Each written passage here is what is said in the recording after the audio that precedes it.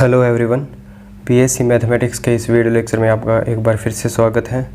और इस क्लास के अंदर हम डिस्कस करेंगे एक्सरसाइज 4 के एग्जांपल्स जो कि कौशी-रीमान समीकरण पर आधारित है। और कौशी-रीमान समीकरण के हमने दो रूप पढ़े हैं, एक कार्तीय रूप और एक ध्रुवीय रूप। तो हमें क्वेश्चंस को करने से पहले उसके जो कार्तीय रूप और जो ध्रुवीय रूप है उनको याद रखना है। तो कार्तीय रूप कौन सा है? अगर अपने पास कोई फलन है W बराबर u x, y plus eta v x, y, तो इसका जो कार्तीय रूप है वो है डेल u अपॉन में डेल x बराबर होना चाहिए डेल v अपॉन में डेल y के। इसी प्रकार से जो डेल v अपॉन में डेल x है वो बराबर होना चाहिए माइनस का डेल u अपॉन में डेल y के। इन दोनों समीकरणों को ध्यान में रखना है। उसी के साथ अपने को ध्यान में रखना है इसका ध्रुवीय रूप। और ध्रुवीय रूप क्या होता है? डेल u अपॉन में डेल r बराबर 1 अपॉन में r डेल v अपॉन में डेल थीटा और डेल u अपॉन में डेल थीटा बराबर माइनस का r डेल v अपॉन में डेल r। तो कार्तीय रूप और ध्रुवीय रूप अपने को ध्यान में रखने हैं। इसी के साथ अपने को ध्यान रखना है कि जब भी अपने से पूछा जाएगा कि डेल w अपॉन में dw अपॉन में dz की वैल्यू बताइए, तो अपने क्या करेंगे? w का आंशिक अवकलन कर देंगे इसके सापेक्ष x के सापेक्ष। ये होता है अवकलन का सूत्र। तो क्वेश्चन क्या होगा कि पहले पूछेगा क्वेश्चन के अंदर कि बताइए कि दिया गया फलन विश्लेषिक है या फिर नहीं है। अगर विश्लेषिक होगा तो वो कौशी-रीमान समीकरण को संतुष्ट करना चाहिए। उसके साथ जो आंशिक अवकलज हैं वो कैसे होने चाहिए? संतत होने चाहिए।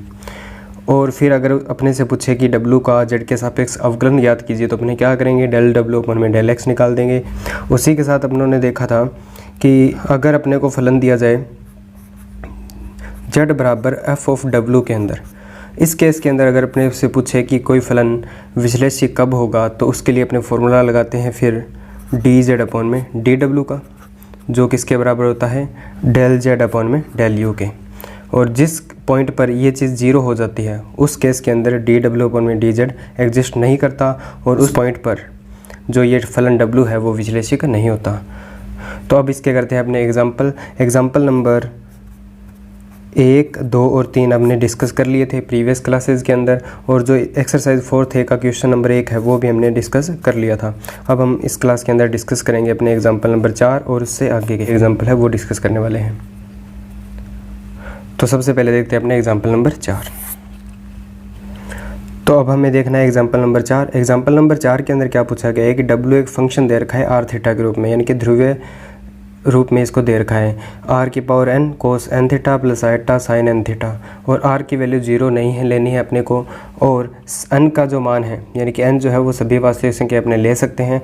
तब अपने को प्रूव करना है एक तो कि w एक विश्लेषिक फलन है और इसका अवकलज भी हमें ज्ञात करना है।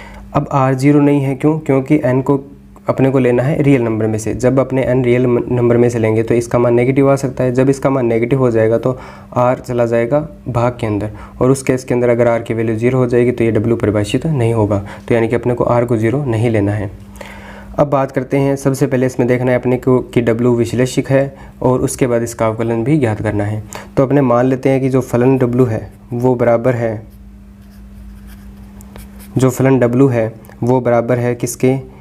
u प्लस आइटा v के। और अगर इसके वास्तविक भाग और काल्पनिक भाग को अलग करें तो ये बन जाएगा कितना? r के पावर n का अगर अंदर मल्टीप्लाई करें तो ये बन जाएगा cos n theta plus iota के साथ कितना आ जाएगा? r की power n sine n theta. तो यहाँ से अपने पास u की वैल्यू आएगी r की power n cos n theta और v की वैल्यू अपने पास कितनी आएगी? r की power n sine n theta. जैसे अपने पास u और v की वैल्यू आ जाती है तो अपने कौशी-रीमान समीकरण का जो ध्रुवीय रूप है उससे इसको विश्लेषिक प्रूव करेंगे। तो उसके लिए सबसे पहले अपने को निकालना होता है डेल u अपॉन में डेल r। तो डेल u अपॉन में डेल r अगर अपने निकालेंगे तो u का करना है अपने को r के सापेक्ष आंशिक अवकलन। तो थीटा क्या रहेगा? कांस्टेंट। तो r की पावर n का अवकलन कितना हो जाएगा? n r की पावर n माइनस 1। और थीटा अगर कांस्टेंट है तो कोस n थीटा सेम रहेगा। इसके बाद हमें निकालना है डेल v अपॉन में डेल r की वैल्यू। तो डेल v अपॉन में डेल r कितना हो जाएगा? ऐसे ही n r की power n minus 1 sine n theta. फिर हमें निकालनी है डेल u अपॉन में डेल थीटा की वैल्यू। जैसे अपने यहाँ पर लिखेंगे तो थीटा के सापेक्ष करना है u का आंशिक अवकलन, तो r की पावर n रहेगा कांस्टेंट, और कोस थीटा का अवकलन कितना होता है माइनस का साइन थीटा, और n आ जाएगा बाहर माइनस साइन थीटा, तो ये कितना हो जाएगा अपने पास माइनस n r की power n sine n theta. इसी प्रकार से अपने वैल्यू निकालेंगे डेल v अपॉन में डेल थीटा की, तो साइन थीटा का अवकलन कितना होता है कोस थीटा, और n आ जाएगा बाहर, और r की पावर n क्या है सेम रहेगा। तो यहाँ से अपनों ने डेल यू अपन में डेल आर, डेल वी अपन में डेल आर, डेल यू अपन में डेल थीटा और डेल वी अपन में डेल थीटा की वैल्यू निकाल ली है। अब सी आर इक्वेशन के अनुसार क्या होता है, सी आर इक्वेशन क्या होती है कि जो डेल यू अपन में डेल आर है वो बराबर होना चाहिए 1 अपन में आर डेल वी अपन में डेल थीटा के। अब अपने देख लेते हैं कि क्या ऐसा है यहाँ पर। तो डेल यू अपन में डेल आर है अपने पास एन आर की पावर एन माइनस 1 कोस एन थीटा, और इस तरफ से डेल वी अपॉन में डेल थीटा में अगर आर का भाग देंगे अपने, तो ये कितना बन जाएगा एन आर की power n cos n theta upon में आर। जब ये आर ऊपर जाएगा तो ये बन जाएगा कितना एन माइनस आर, जो कि क्या है बराबर है। इसी प्रकार से अपने अगर देखें कि डेल यू अपॉन में डेल थीटा जो है और माइनस का आर डेल वी अपॉन में डेल आर, ये दोनों बराबर होना चाहिए। इनको अपने करके देखते हैं। तो डेल यू अपॉन में डेल थीटा की वैल्यू अपने पास कितनी है माइनस का एन आर की power n sine n theta, और इस तरफ डेल वी अपॉन में डेल आर की वैल्यू अपने पास कितनी है एन आर की power n minus 1 sine n theta, और इसको मल्टीप्लाई करनी है माइनस आर से, तो यहाँ से इसको माइनस आर से मल्टीप्लाई कर देते हैं। तो आर की पावर हो जाएगी यहाँ पर एन माइनस 1 प्लस 1, तो आर की पावर एन, तो जो कि क्या है दोनों बराबर है। इसका मतलब ये दोनों भी क्या है बराबर है। तो यहाँ से अपने लिख सकते हैं कि u तथा v सी आर इक्वेशन को समीकरण को संतुष्ट करते हैं।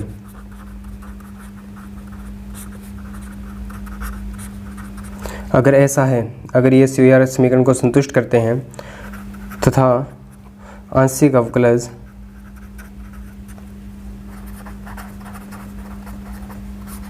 संतत है, अगर संतत है तो अपन लिख सकते हैं कि दिया गया फलन क्या है विश्लेषिक है। अतः W एक विश्लेषिक फलन है।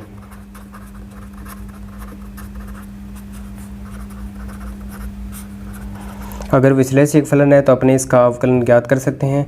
और अवकलन कैसे निकालते हैं अपने इसका, अगर अपने अवकलन की बात करें तो अवकलन के लिए अपने पास फॉर्मूला क्या होता है डी डब्ल्यू अपॉन में डी जेड, और डी डब्ल्यू अपॉन में डी जेड अपने को पता है किसके बराबर होता है डेल डब्ल्यू अपॉन में डेल एक्स के। अब क्योंकि प्रश्न के अंदर एक्स तो नहीं है लेकिन आर और थीटा के रूप में दे रखा है, तो अपने इसके आंशिक अवकलन का फॉर्मूला लगा देते हैं। तो वो फॉर्मूला क्या बनेगा अपने पास कि डेल डब्ल्यू अपॉन में डेल आर और डेल आर अपॉन में del x plus del W upon में डेल थीटा और डेल थीटा अपॉन में डेल एक्स। तो यहाँ पे अपनों ने आंशिक अवकलन का फॉर्मूला लगा दिया, डेल डब्ल्यू अपॉन में डेल एक्स के बराबर ये होता है। इसके बाद अपने को इसकी वैल्यू रखनी है। अब यहाँ से अपने डेल यू अपॉन में डेल आर अपॉन में del x, del W upon में डेल थीटा और डेल थीटा अपॉन में डेल एक्स की वैल्यू यहाँ पर रखने वाले हैं। तो अपने पास फंक्शन है, तो यहाँ से अपने डेल डब्ल्यू अपॉन में डेल आर की वैल्यू निकाल लेते हैं, जो कितनी आएगी एन आर की पावर एन माइनस 1, और अंदर सेम रहेगा cos n theta plus iota sine n theta. इसके बाद अगर अपने बात करें कि डेल डब्ल्यू अपॉन में डेल थीटा कितना आएगा, तो थीटा के सापेक्ष अगर आंशिक अवकलन करें तो आर की पावर एन रहेगा कांस्टेंट, और कोस एन थीटा का अवकलन हो जाएगा कितना माइनस का n sine n theta plus iota sine n theta का अवकलन हो जाएगा एन कोस एन थीटा। यहाँ से एन कॉमन आ जाएगा, माइनस एन कॉमन आ जाएगा, तो ये बन जाएगा माइनस का एन आर के power n sine n theta minus का आइटा कोस एन थीटा। इसी प्रकार से अपने पास डेल आर अपॉन में डेल एक्स की वैल्यू कितनी होती है एक्स बटे आर यानी कि कोस थीटा, क्योंकि x square plus y square बराबर कितना होता है आर स्क्वायर, और एक्स बराबर होता है अपने पास आर कोस थीटा। तो यहाँ से अपने वैल्यू निकाल सकते हैं। इसी प्रकार से थीटा बराबर हम जानते हैं कितना होता है tan इनवर्स वाई अपॉन में एक्स। तो अगर अपने बात करें डेल थीटा अपॉन में डेल एक्स, तो इसकी वैल्यू अपने पास कितनी आती है माइनस का साइन थीटा अपॉन में आर, जो कि हम पढ़ चुके हैं जब अपनों ने डेरिवेशन किया था सी आर इक्वेशन का ध्रुवीय रूप का। अब अगर ये वैल्यू डी डब्ल्यू अपन में डी जेड के इस फॉर्मूले में अगर पुट करें तो अपने पास क्या बनेगा, डेल डब्ल्यू अपन में डेल आर की वैल्यू अपने पास कितनी है, एन आर की power n minus one cos n theta plus iota sine n theta, और इसकी मल्टीप्लाई करनी है डेल आर अपन में डेल एक्स, और इसकी वैल्यू कितनी है अपने पास कोस थीटा। फिर डेल डब्ल्यू अपन में डेल थीटा की वैल्यू रखनी है जो कितनी है माइनस के साथ है, तो यहाँ पे लिखेंगे माइनस एन आर की पावर एन, और ये बन जाएगा कितना साइन एन थीटा माइनस का आयटा कोस एन थीटा, और बाहर मल्टीप्लाई करनी है डेल थीटा अपन में डेल एक्स की, तो डेल थीटा अपन में डेल एक्स कितना है माइनस का साइन थीटा अपन में आर। अब इसके अगर अंदर मल्टीप्लाई करें, यहाँ से आर की पावर एन है और नीचे आर है, तो ये बन जाएगा आर की पावर एन माइनस वन, और एन यहाँ से क्या आ जाएगा कॉमन, तो इसको लिखेंगे एन आर की power n minus one common आ जाएगा। अंदर कोस थीटा की मल्टीप्लाई करेंगे तो ये बन जाएगा कोस एन थीटा गुणा में cos theta plus iota sine n theta गुणा में कोस थीटा, और यहाँ से माइनस और माइनस क्या हो जाएगा प्लस, साइन एन थीटा की गुणा करेंगे साइन थीटा के साथ तो ये बन जाएगा साइन एन थीटा गुणा में साइन थीटा, और माइनस में आयटा कोस एन थीटा गुणा में कितना आ जाएगा साइन थीटा। अब यहाँ से अपने आसानी से देख सकते हैं कि ये एन आर की पावर एन माइनस वन है, और ये है कोस ए कोस बी प्लस साइन ए साइन बी, यानी कि जो वास्तविक भाग उनको एक साथ रखेंगे तो ये बन जाएगा कोस ए माइनस बी यानी कि n minus one theta, plus ऐसे ही अगर अपने आयटा कॉमन लेंगे तो अंदर क्या बन जाएगा साइन ए कोस बी प्लस कोस ए साइन बी, तो ये बन जाएगा साइन ए माइनस बी, तो इसको लिखेंगे sine n minus one theta, जो कि अपने पास वैल्यू है किस डी डब्ल्यू अपन में डी जेड की। ये अपने को प्रूव करना था। इसके बाद देखते हैं अपने एग्जांपल नंबर 5। इसके बाद एग्जांपल नंबर 5 है एफ जेड बराबर साइन एक्स गुना में cos hyperbolic y plus cos x गुना में साइन हाइपरबोलिक वाई। इसको हमें विश्लेषिक प्रूव करना है। हम जानते हैं कि अगर एफ जेड बराबर यू प्लस आइटा वी होता है तो यहाँ से यू की वैल्यू अपने पास कितनी आएगी sign x cos hyperbolic y, और वी की वैल्यू अपने पास कितनी आएगी कोस एक्स गुना में साइन हाइपरबोलिक वाई। तो अब अपने को क्या करना है, क्योंकि कार्तीय रूप में समीकरण दे रखी है तो अपने को निकालना है डेल यू अपन में डेल एक्स, डेल यू अपन में डेल एक्स जो कितना आएगा, यानी कि इसका एक्स के सापेक्ष से अवकलन करना है तो कोस क्या रहेगा कांस्टेंट, तो साइन एक्स का अवकलन कितना हो जाएगा कोस एक्स, और कोस हाइपरबोलिक वाई क्या रहेगा सेम रहेगा। इसके बाद अपने को वैल्यू निकालनी है डेल वी अपन में डेल वाई की, तो डेल वी अपन में डेल वाई कितना हो जाएगा, यानी कि कोस एक्स यहाँ पर रहेगा कांस्टेंट और साइन हाइपरबोलिक वाई का अवकलन होता है कोस हाइपरबोलिक वाई। इसके बाद अपने को वैल्यू निकालनी है डेल यू अपन में डेल वाई की। अब डेल यू अपन में डेल वाई के लिए क्या होगा, यू का वाई के सापेक्ष आंशिक अवकलन करना है तो साइन एक्स रहेगा कांस्टेंट, और हम जानते हैं कोस हाइपरबोलिक वाई का अवकलन कितना होता है साइन हाइपरबोलिक वाई। और इसके बाद हमें निकालनी है वैल्यू डेल वी अपॉन में डेल एक्स की, तो डेल वी अपॉन में डेल एक्स यानी कि वी का एक्स के सापेक्ष आंशिक अवकलन करना है, तो वी का एक्स के सापेक्ष आंशिक अवकलन करेंगे तो साइन हाइपरबोलिक वाई अपने पास रहेगा सेम, कोस एक्स का अवकलन हो जाएगा अपने पास कितना माइनस का साइन एक्स। तो ये अपने पास चारों वैल्यू आ गई। अब अपने को चेक करना है कि क्या डेल यू अपॉन में डेल एक्स जो है वो बराबर है डेल वी अपॉन में डेल वाई के। तो अगर अपने देखें तो ये बन जाएगा cos x cos y, cos x गुणा में कोस हाइपरबोलिक वाई, और ये भी कितना है कोस एक्स गुणा में कोस हाइपरबोलिक वाई, तो ये दोनों क्या है बराबर है। इसी प्रकार से अपने देखना है कि डेल वी अपॉन में डेल एक्स जो है वो बराबर होना चाहिए माइनस का डेल यू अपॉन में डेल वाई के। तो इन दोनों की अपने अगर वैल्यू निकालें तो डेल वी अपॉन में डेल एक्स की वैल्यू अपने पास कितनी है माइनस का साइन एक्स गुणा में साइन हाइपरबोलिक वाई, और इस तरफ से अगर बात करें तो डेल यू अपॉन में डेल वाई की वैल्यू कितनी है अपने पास साइन एक्स गुणा में साइन हाइपरबोलिक वाई, और बाहर लगाना है माइनस, तो ये दोनों बराबर है, इसका मतलब ये भी क्या होंगे बराबर होंगे। और हम जानते हैं कि कोस एक्स और sine x, cos hyperbolic y और साइन हाइपरबोलिक वाई ये सारे क्या है सतत फलन हैं, यानी कि डेल यू अपॉन में del x, del v upon में del y, del v upon में डेल एक्स और डेल यू अपॉन में डेल वाई, ये सभी क्या है सतत हैं। अगर ये संतत है तो क्या होगा एफ जेड एक विश्लेषिक फलन है।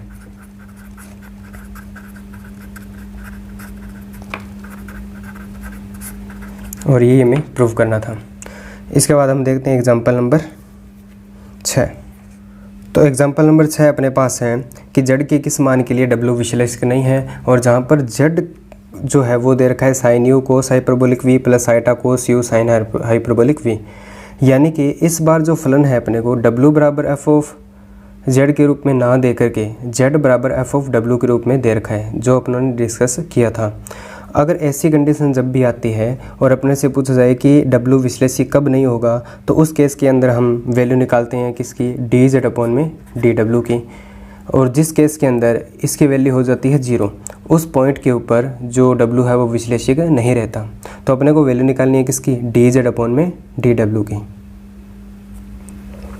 और अपने को पता है कि जब डी जेड अपॉन में डी डब्ल्यू निकालना है तो अपने क्या करेंगे, डेल जेड अपॉन में डेल यू।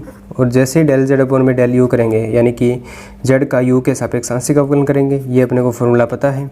तो यहाँ से क्या हो जाएगा फिर, साइन यू का कोस यू, और इसको लिखेंगे cos hyperbolic v plus iota cos u का अवकलन हो जाएगा कितना, माइनस का साइन यू, और साइन हाइपरबोलिक वी रहेगा सेम। अब ये अपने पास फंक्शन जो है इसको इक्वेशन नंबर 1 मान लेते हैं, इसको मान लेते हैं 2। अब अपने को क्या करना है कि जेड की एक ऐसी वैल्यू बतानी है जिसके लिए जो डब्ल्यू है वो विश्लेषक ना हो। और फिर अपने क्या करेंगे कि ऐसे पॉइंट देख लेंगे जिस पर डी जेड अपन में डी डब्ल्यू क्या है, 0 है। तो उस पॉइंट के ऊपर जो फलन है वो विश्लेषक नहीं होगा। तो अब अपने समीकरण नंबर 1 और समीकरण नंबर 2 इनको हल कर लेते हैं। तो इसके लिए क्या करेंगे, अपने समीकरण नंबर 1 तथा 2 का वर्ग करके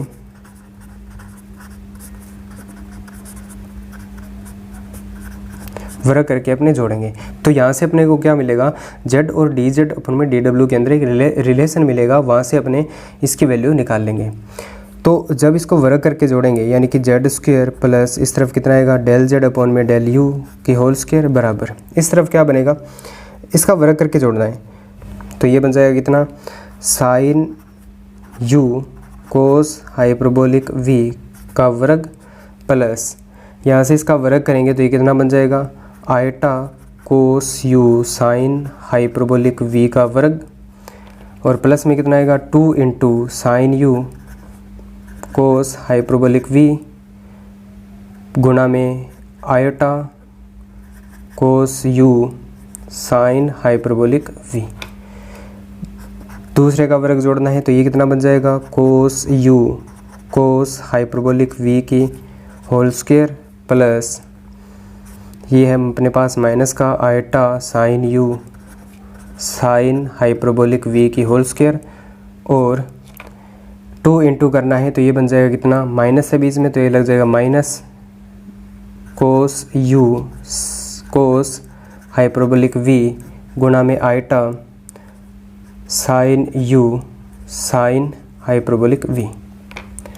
अब अगर इसको देखें तो ये चीज़ प्लस की है और ये सेम चीज़ क्या है यहाँ पर माइनस की है, बस फ़र्क है कि साइन यू आगे है और इसके अंदर साइन यू क्या है पीछे। तो ये क्या हो जाएंगे, कैंसिल हो जाएंगे दोनों। अब अपने पास ये बचेंगे तो इनके लिए अपने क्या करते हैं, यहाँ से अपने पास कोस हाइपरबोलिक वी की स्क्वायर कॉमन आएगी तो इसको लिखेंगे कोस हाइपरबोलिक वी की होल स्क्वायर कॉमन, अंदर क्या बचेगा sine square you plus cos square you. इसी प्रकार से अगर इसको अपने हल करेंगे तो आइटा की स्क्वायर -1 और यहाँ से आइटा की स्क्वायर कितनी हो जाएगी -1, तो माइनस आएगा कॉमन अपने पास, और साइन हाइपरबोलिक वी की स्क्वायर कॉमन आएगी तो ये बन जाएगा साइन हाइपरबोलिक वी की होल स्क्वायर, और अंदर कितना बचेगा कोस स्क्वायर यू प्लस का साइन स्क्वायर यू। अब अगर बात करें अपने कि sine square you plus cos square you की वैल्यू 1 होती है, यहाँ पर अपने रख देंगे 1, तो अपने पास क्या बचेगा कोस हाइपरबोलिक वी की होल स्क्वायर माइनस का साइन हाइपरबोलिक वी की होल स्क्वायर, और हम जानते हैं कि इसकी वैल्यू भी कितनी होती है, 1 होती है। तो यानी कि अपने पास जो z square plus del z upon में डेल यू की होल स्क्वायर है, इसकी वैल्यू अपने पास कितनी 1 आई। अगर इसकी वैल्यू 1 है तो अपने को देखना है कि जेड के कौन से मान के लिए डब्ल्यू क्या होगा, विश्लेषक नहीं होगा। डब्ल्यू विश्लेषक नहीं होगा जो डेल जेड अपॉन में डेल यू है, इसकी वैल्यू कितनी हो जाए 0। क्यों, क्योंकि ये वैल्यू किसके बराबर होती है, डी जेड अपॉन में डी डब्ल्यू के। यानी कि जिस पॉइंट पर डी जेड अपॉन में डी डब्ल्यू जीरो होता है उस पॉइंट पर डेल जेड अपॉन में डेल यू की वैल्यू कितनी होती है, जीरो होती है। तो जब इसका मान रखेंगे तो आंसर आएगा अपने पास जेड स्क्वायर बराबर 1। तो यहाँ से जेड की वैल्यू आ जाएगी प्लस माइनस 1। तो यानी कि जेड, तो यहाँ से वैल्यू आ जाएगी जेड बराबर कितना आएगा, प्लस माइनस 1। तो जब z का मान प्लस माइनस 1 होगा तो उस केस में डेल जेड अपन में डेल यू का मान 0 होगा और डी जेड अपन में डी डब्ल्यू भी 0 होगा। तब डब्ल्यू फलन क्या होगा, विश्लेषक नहीं होगा। ऐसा क्यों होता है, क्योंकि हम जानते हैं कि डी डब्ल्यू अपन में डी जेड जो है वो बराबर होता है 1 अपन में डी जेड अपन में डी डब्ल्यू के। तो जब ये चीज़ 0 होगी तो डी डब्ल्यू अपन में डी जेड परिभाषित नहीं होगा। अगर परिभाषित नहीं होगा तो फलन विश्लेषक नहीं होगा।